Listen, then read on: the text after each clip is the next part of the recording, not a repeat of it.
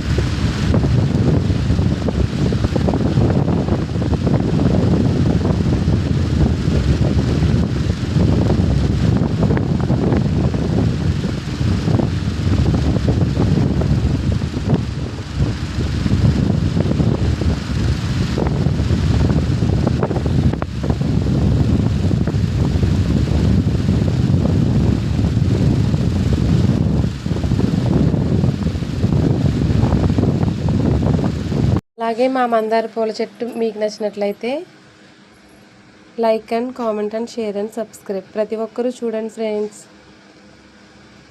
వీడియోని మట్టుకి స్కిప్ చేయకుండా చూడండి. Bye friends.